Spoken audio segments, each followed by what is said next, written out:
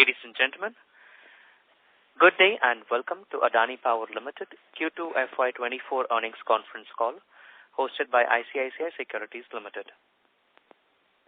As a reminder, all participant lines will be in the listen-only mode, and there will be an opportunity for you to ask questions after the presentation concludes. Should you need assistance during the conference, please signal an operator by pressing star then 0 on your touchtone phone. Please note that this conference is being recorded. I now hand the conference over to Mr. Mohit Kumar from ICICI Securities. Thank you, and over to you, sir. Thank you, Aman. Good evening. On behalf of ICICI Securities, we welcome you to the Q2 FY24 earnings call for Adani Power Limited. We are pleased to host the management. Today we have with us Mr. S.P. Khalia, CEO, Mr. Shailesh Sawa, CFO, and Mr. Nishit Dave, AVP Investor Relations. We'll start with brief opening remarks by the management, which will be followed by Q&A. Over to you, sir. Thank you. Good evening, dear friends. Thank you for joining us for the second quarter FY24 earnings call of Adani Power Limited. I am honored to address you on behalf of this dynamic and energetic company. I am pleased to report that in the second quarter of FY24, Adani Power has achieved exceptional financial performance with remarkable growth in volumes, revenues and profits.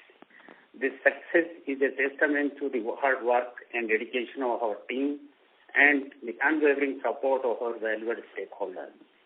The Indian power market and the broader economy have been on a robust growth trajectory over the last 3 years, breaking away from an era of slowing growth. In the 6 months ended 30th September 2023, aggregate power demand of country grew by 7%, while peak demand has touched a record high of 240 gigawatt.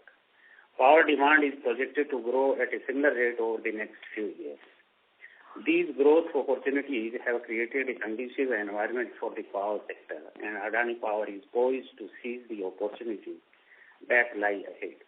Most of our regulatory matters have found satisfactory resolution.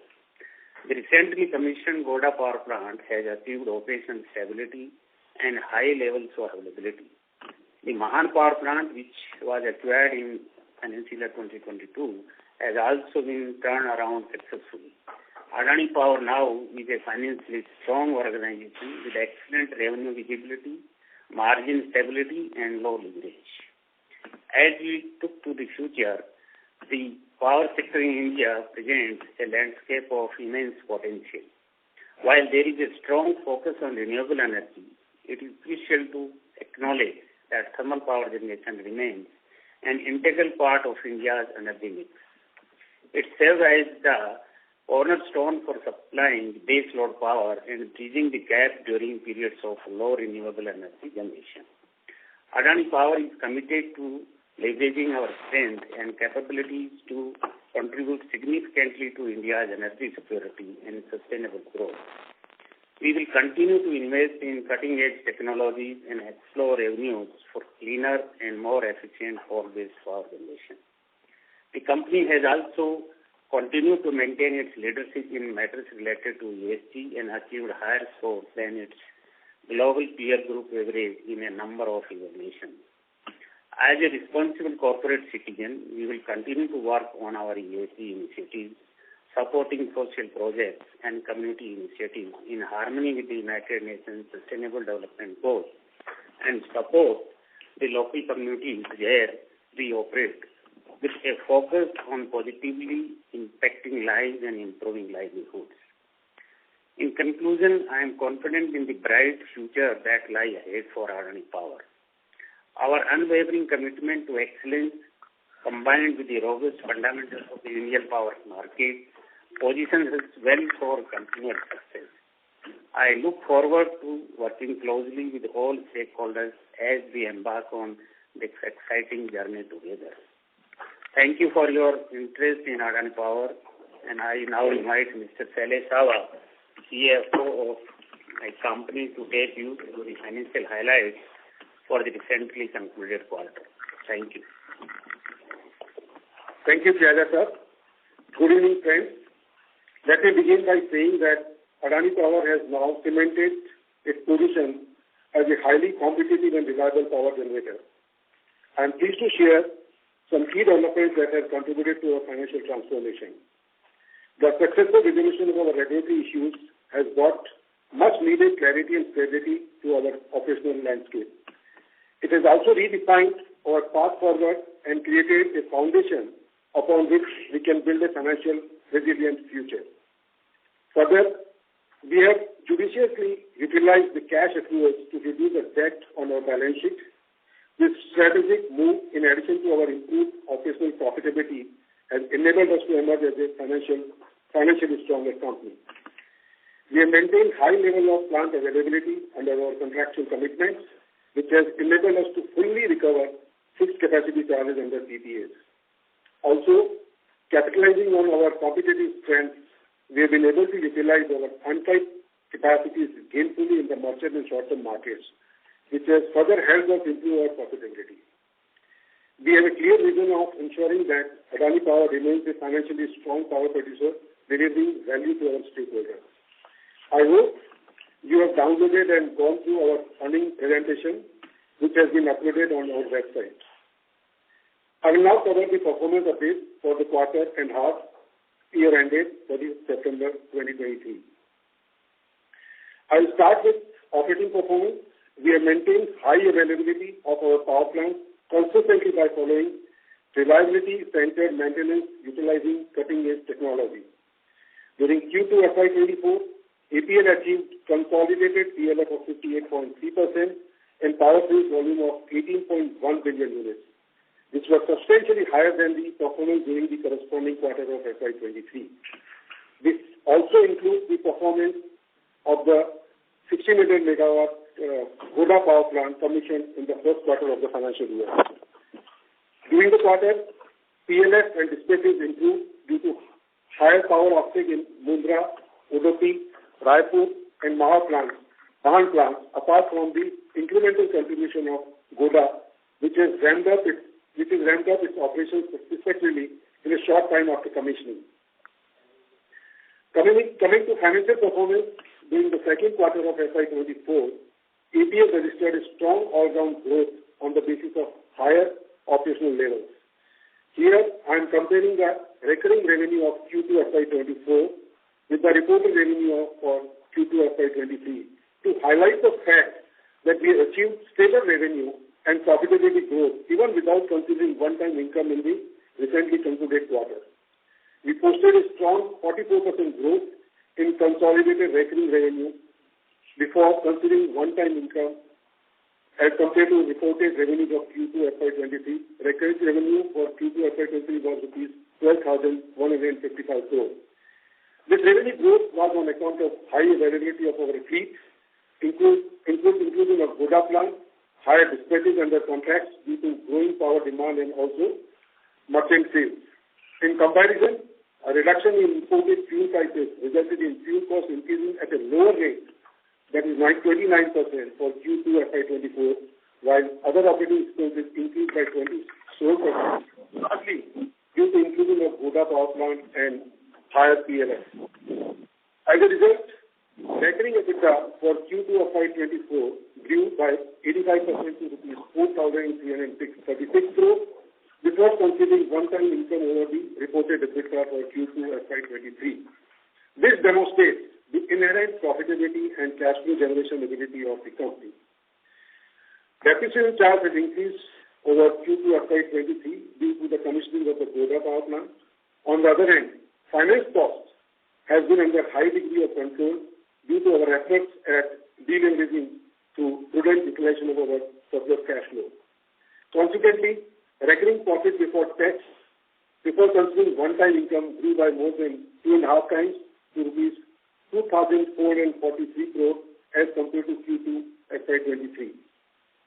After inclusion of one-time income on account of prior period revenue recognition of rupees 2,781 crores in the form of regulatory claims for domestic coal shortfall, carrying cost, and late payment surcharge, profit before tax for Q2 FY24 was recorded at rupees 5,224 crore.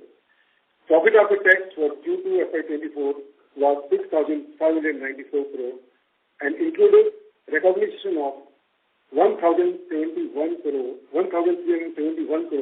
of deferred tax assets during the quarter.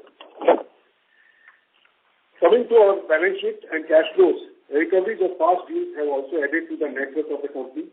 At the same time, we became a debt-like company due to prepayment of a part of our debt. The liquidity situation has also improved as a result of better fuel cost recovery and timely payment from discoms, which has resulted in a major improvement in the balance sheet health. As mentioned previously, APL has reduced its leverage significantly, with total debt coming down to rupees 32,214 crore as of 30th September 2023, as compared to rupees 42,242 crore as of 31st March 2023. These numbers also include working capital numbers. As a result, key leverage indicators have improved significantly, pointing at a healthy balance sheet and strong cash flows. For example, the fixed asset coverage ratio has improved by over 40% over this period, while debt to EBITDA based on trailing 12-month recurring EBITDA has become nearly half. It must also be noted that the contribution of the Godda plant to the trailing 12-month recurring EBITDA is for only part of the period, while the project debt is reflected fully in the balance sheet. This ratio will improve even further on a full-year run rate basis. Coming to ESG, our guiding principles are based on the UN Global Compact and Sustainable Development Goals. We follow the Global Reporting Initiative to report our performance on ESG parameters. The focus areas of our activities follow the UN Sustainable Development Goals framework, and we obtain external assurance for ensuring the robustness of our reporting. On the emissions front, while APL operates well below the statutory ceiling, we have also taken proactive steps to control emissions at the combustion level itself. We are utilizing ultra-supercritical equipment exclusively for our new power plants. Further, as a part of our efforts to conserve critical resources, we are focusing on reducing the consumption of fresh water at our hinterland plant and to maintain it below statutory ceilings. On an aggregate basis, APL has been able to stay consistently below the ceiling of 3.5 cubic meters per megawatt hour and operate the plant at an average of 2.3 cubic meters per megawatt hour of specific water consumption. At APL, we focus on three related areas from the UN SDG basket. These areas fall under health, education, and sustainable livelihood.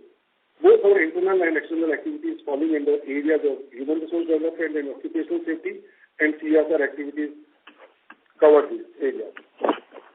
As a part of our CSR, we have community development programs such as good health and well-being, quality education, and decent work and economic growth running at various rural locations. Further, as a part of SDG framework adopted for our business operations, we also have high-quality training under Adani Power Training and Research Institute and an intensive health and safety initiative under Project Chetna. As a result of our all-round efforts in adhering to high ESG standards, APL has received encouraging scores in various ESG rankings that are at the top of the national PSA and better than the international score sectoral coverage average. For example, APL has received the B score for fulfilling climate change and water security commitments from the Carbon Disclosure Service. We have achieved a score of 54 out of 100 in corporate sustainability assessment by S&P Global, which is better than World Electric Utility Average score of 32 out of 100. Similarly, score 3.5 out of 5 in FY2023 ESG rating, which is better than World Utility Average score of 2.7 out of 5. Further, we aim to achieve single-use plastic-free certification at all of our 9 operating locations, up from the 7 certified so far. In conclusion, I would like to emphasize that APL now enjoys a high degree of revenue visibility to long-term capacity tie-up and fuel security to domestic coal tie-ups and locational advantages. APL has now entered the era of regulatory maturity with all of the some major regulatory issues pertaining to domestic coal shortfall having been settled satisfactorily. Adani Power is now poised to take off successfully for the long haul as India's power demand grows strongly in line with its economy. We have also demonstrated our capabilities repeatedly in efficient project execution and turnaround of executions.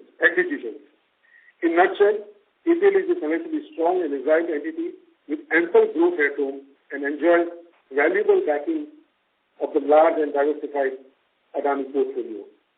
Thank you for your patience, and I would now like to open the forum to your questions. Thank you so much. Thank you very much. We will now begin the question and answer session. Anyone who wishes to ask a question may press star and 1 on their touchtone telephone. If you wish to remove yourself from the question queue, you may press star and 2. Participants are requested to use handsets while asking a question. Ladies and gentlemen, we will wait for a moment while the question queue assembles.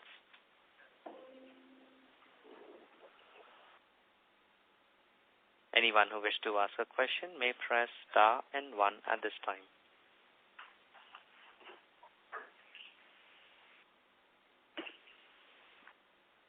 The first question is from the line of Nikhil Abhyankar from ICICI Securities. Please go ahead. Is it possible for you to give the availability of Bangladesh plant, also the revenues, EBITDA and PAT for H1? Yes. Bangladesh achieved a PLF of about 69%, and in terms of the revenue for H1, I'll give you the numbers. Total revenue of 2,500 crores, fuel expense is 2,500 crores, EBITDA being 892 crores, and PAT after providing for depreciation and finance charge is 400 crores. And yes, let me complete. The availability is 99%. 99%, okay. And so where do you procure the coal for this? Largely, we have an FSA, and we've been procuring from the open market as well, which is largely imported, and to some extent we also use the domestic coal. Domestic coal, okay. And so currently, as of September, we have got trade receivables of around 105 billion. So is there any disputed amount part of this where we are waiting final judgment? No, largely all our issues have been resolved. What you see in the balance sheet, that is basically recognized on September 30th, but subsequently the money was realized. So there is no any large outstanding towards the old regulatory claims. Okay. And so, how much was the unsecured perpetual debt paid off during the quarter? And also, how much was outstanding at the start, say March 23, and how much was paid, and how much is remaining as on date?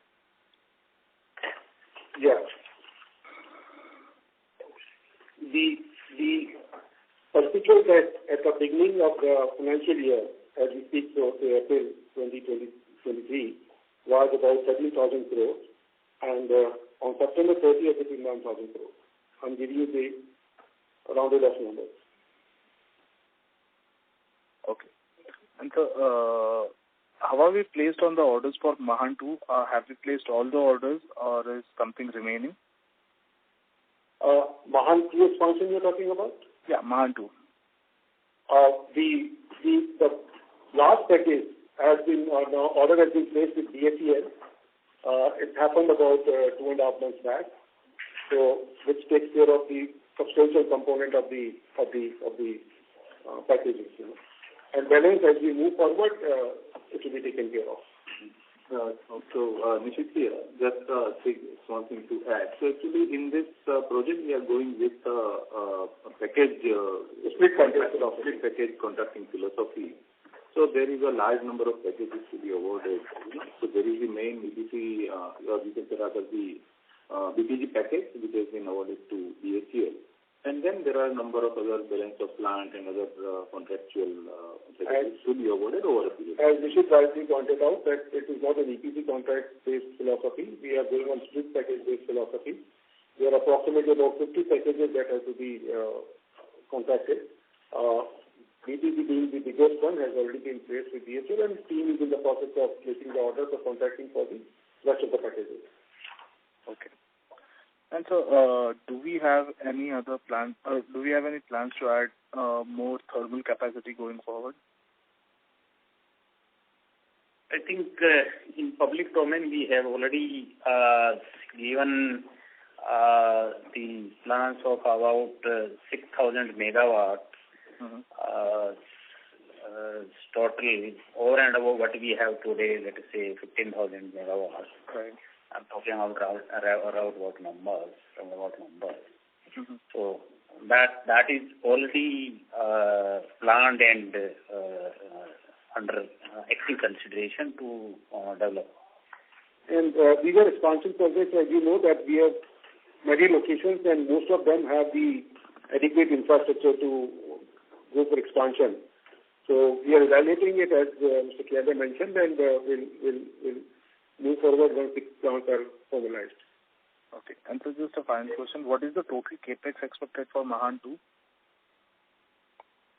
Mahan 2 capacity is about, I'll give you the numbers, 12,500 crores. 12,500. Okay. Yeah. Thank you. I'll get back in the queue. Thank you.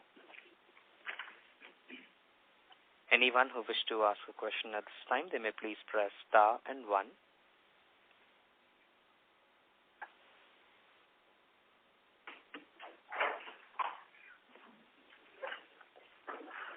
The next question is from the line of Nirav Shah from GC Investments. Please go ahead.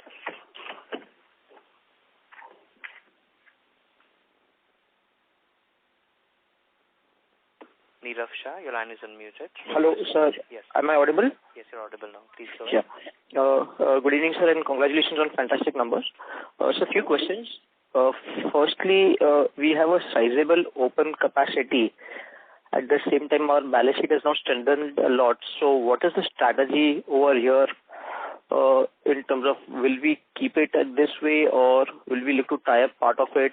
Or just if you can elaborate on the strategy going forward? Yeah, we have a capacity right now about close to about 3,000 megawatts, which is open capacity, and we keep deploying either the power generated goes to either to the commercial market, or we keep entering into short-term contracts, and then we keep renewing it as and when the tender comes.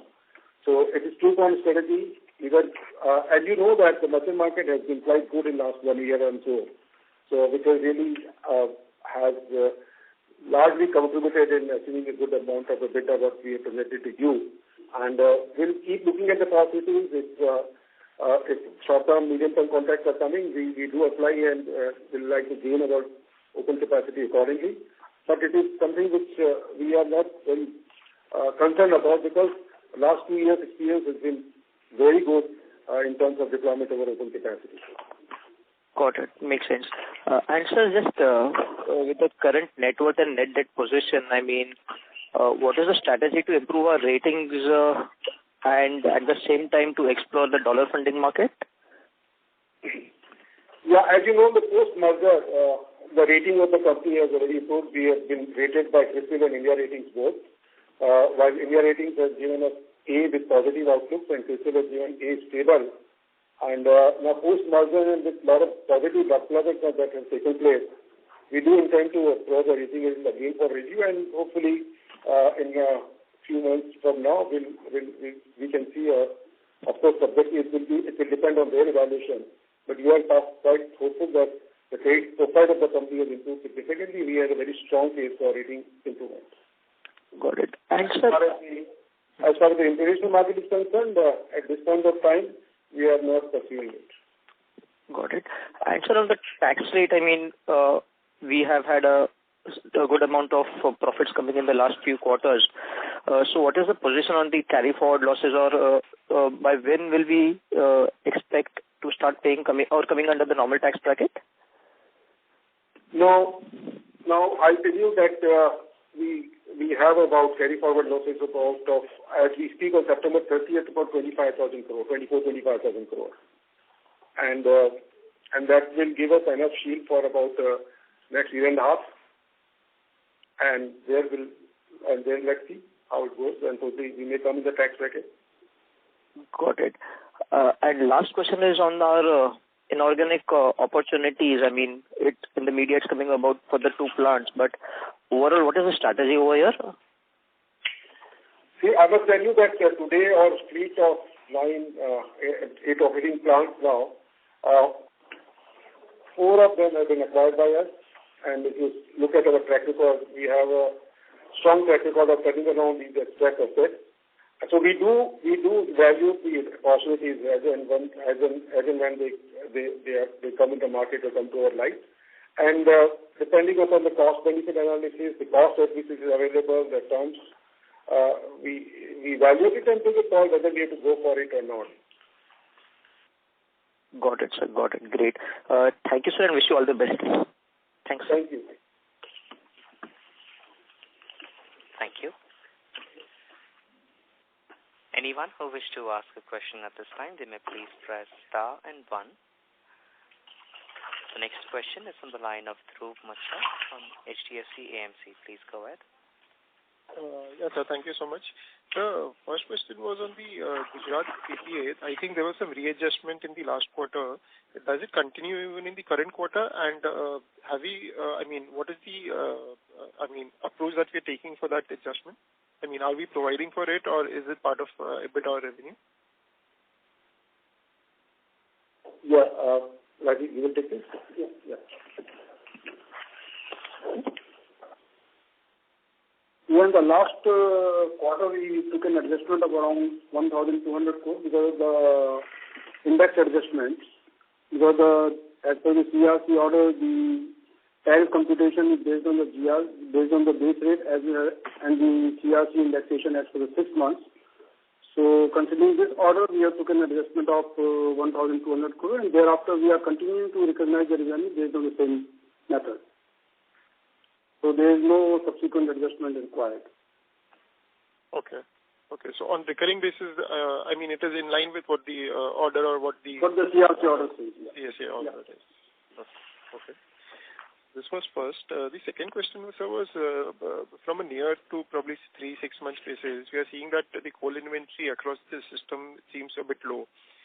Probably that will influence the availability of coal and probably even in the merchant market, the availability of volumes. So how do you see this impacting us or influencing us for our merchant portfolio probably? Actually, the inventory of our power stations is quite good, and the recently concluded SHAKTI-B 8 auctions, we have fortunately got good quantity, and we don't foresee any issue for next 3 months.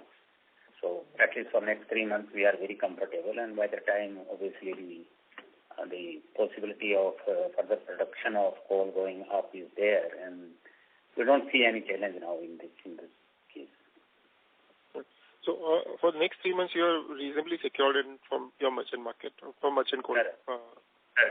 Okay. And so last 2 quick questions is on the FGD.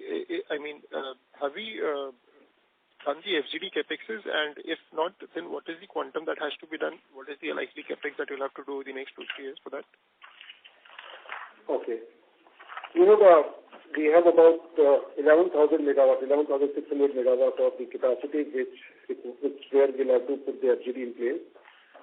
We've already placed the order for the FGD, and the target date or the date by which we have to have the FGD in place is between FY26 and 27. And we are well on course, and small capex will be incurred, and going forward, basis of need arises, we'll keep spending it, but large capex will only come towards last 2 years. But we have already placed the order. That is not something which I would like to clarify. Okay. So large capex will come in 26, 27, not before that. Last 2 years, because it doesn't take much time. We require about 3.5 years to have a power plant in place. For FGD installation, not more than 18 to 24 months. So large capex will come only in last 2 years. And you will earn the regulated ROE, probably somewhere in that regulated ROE range, I think 10 lakhs. Across all our plants. Yes, sir. And so one last clarification on your PPT. You have given the merchant volumes, long-term PPA and this. So in the merchant volumes, you even include PPAs, plants where you have PPAs for say 2-3 years. Those are also included in that, or that's part of the long-term? That is part of the classification is PPA, short-term and long-term both. So if for example, the 2-year PPA or 3-year PPA is not part of PPA, it is part of medium and short-term, right? Yes. Okay. Got it. Sure, sir. Thank you so much and all the best. Thanks, sir. Thank you. A reminder to our participants, please press star and 1 to ask a question. We have the next question as a follow-up question from the line of Nikhil Avenkar from ICICI Securities. Please go ahead. Hello. Thank you, sir. So can you give us the plant-wise EBITDA breakup for Mundra, Tiroda, basically all the plants? We actually don't publish the plant-wise EBITDA numbers. Post the merger now, we have one single integrated company with Mahan and Goda being outside as separate legal entities. So numbers what we presented, and we would like to present the consolidated number. If you want PMF plant-wise, that can be given. No, sir. I wanted the EBITDA. And, sir, what is our average cost of borrowing as on date, as of September 23? It's little above 9%. As you know, the MCLR has gone up significantly in last 18 months or so. So the cost of borrowing also, because it's MCLR-linked borrowing, and current MCLR is about 8.45. And lenders do charge some margin on that. So the average cost of borrowing is around 9 plus few points, 9.05 or so. Okay. And this is the weighted average cost of all borrowings. Okay. And so last question, how much amount of our capacity is tied up with medium-term PPAs?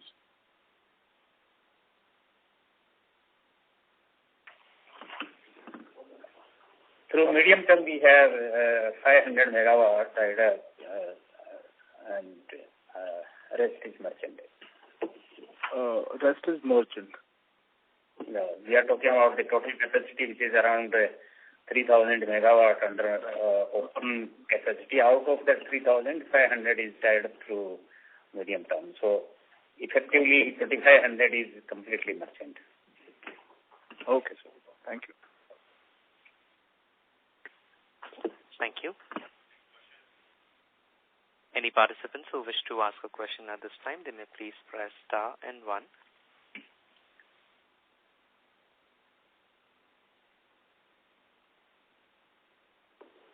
The next question is from the line of Sumit Khemani from Subhij Enterprise. Please go ahead. My question is about how do you see the political risk extend to our company?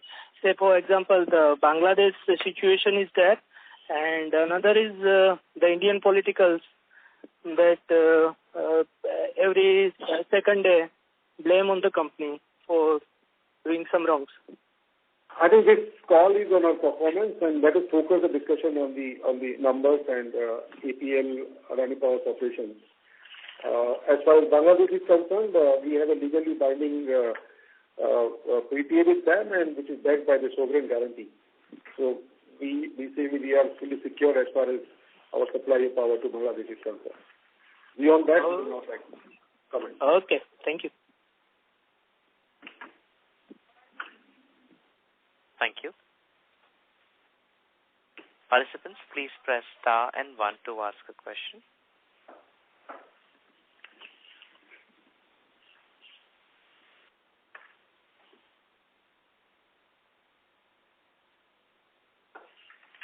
A reminder to our participants, please press star and 1 to ask a question.